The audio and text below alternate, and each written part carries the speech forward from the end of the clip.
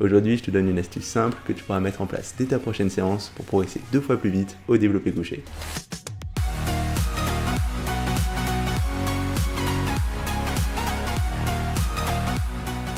Salut, c'est Nico et aujourd'hui on va parler du développé couché et plus particulièrement d'une astuce simple et basée sur la science qui te permettra de prendre 2 fois plus vite en force sur le développé couché. Et en fait, ce qui est très intéressant sur cet exercice, c'est que c'est quelque chose d'assez technique, mais il y aura un certain nombre d'astuces relativement simples que tu pourras mettre en place d'une séance sur l'autre qui feront une grosse différence et c'est ce dont je vais te parler aujourd'hui. Donc je vais t'expliquer exactement de quelle astuce il s'agit, ensuite concrètement quelle va être la science qui est derrière tout ça et dans un dernier temps, je t'expliquerai comment mettre ça en place dans tes séances et je te donnerai un petit exemple de programme sur le long terme pour maximiser ton développé couché. Et en fait, cette astuce, elle va concerner la vitesse avec laquelle tu vas déplacer ta barre sur développé couché. Et il va s'agir de contrôler lentement la barre sur la descente, mais de la pousser avec le plus de vitesse possible. Donc en termes d'intention, essayer d'aller le plus vite possible sur cette remontée.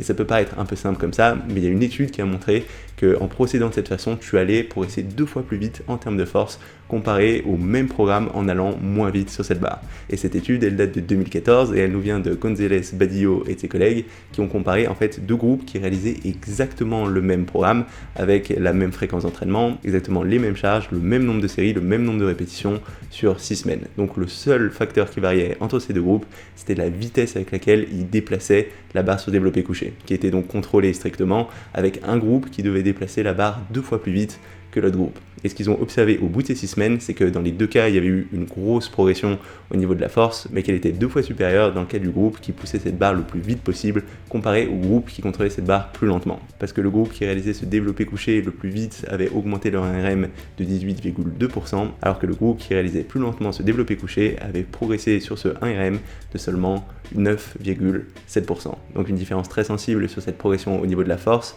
alors que le seul facteur qui changeait entre les 2 groupes, c'était uniquement cette vitesse d'exécution sur cette barre. Et ce qui est très intéressant, c'est que intuitivement, il y avait un certain nombre de pratiquants qui avaient cette tendance à être explosifs sur la contraction et à contrôler leur descente, mais que jusque-là, il n'y avait pas tellement de recherche qui avait vraiment mis ça en avant. Et cette étude, c'est une des rares à montrer ça dans un cadre vraiment contrôlé, avec une différence aussi significative. Donc concrètement, ce que je te conseille de faire dès tes prochaines séances de développé couché, c'est essayer de pousser cette barre le plus vite possible. Ensuite, la deuxième phase de l'astuce d'aujourd'hui, ce sera de contrôler cette descente efficacement en allant plus lentement. Parce que là encore, il y a une étude qui est un peu plus ancienne qui a montré que les powerlifters, les athlètes de force athlétique élite, avaient tendance à contrôler plus lentement leur barre que les pratiquants plus novices. Concrètement, dans une étude de 1984, Mattson et ses collègues ont regardé les différences d'exécution entre des pratiquants élites et des pratiquants novices et ont observé notamment au niveau de ce développé couché que les pratiquants élites avaient tendance à contrôler plus lentement la descente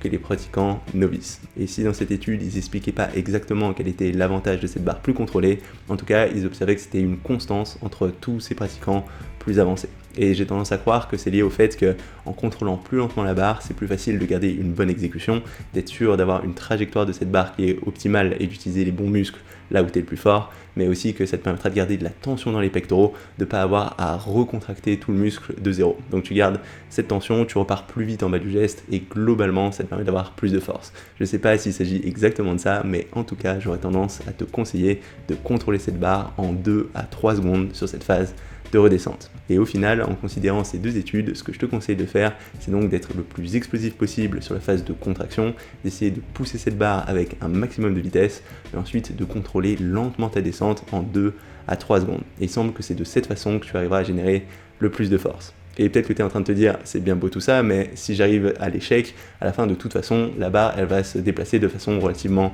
lente. Et ça c'est vrai, si tu vas jusqu'à l'échec, cette astuce elle fera pas une très grosse différence parce que tu seras obligé de pousser le plus fort possible quoi qu'il arrive.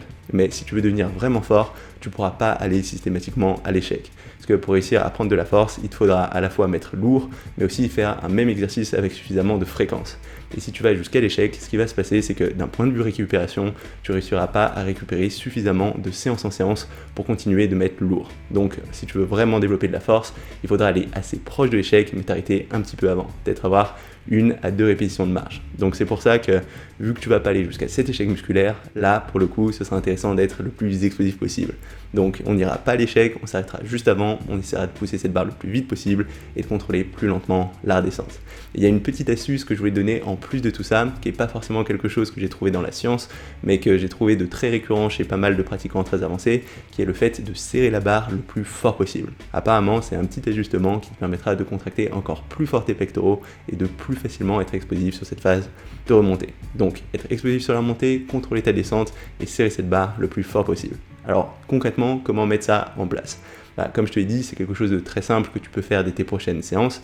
À partir du moment où tu vas pas à l'échec, ça va être très intéressant de pousser cette barre le plus vite possible et de toute façon de toujours la contrôler.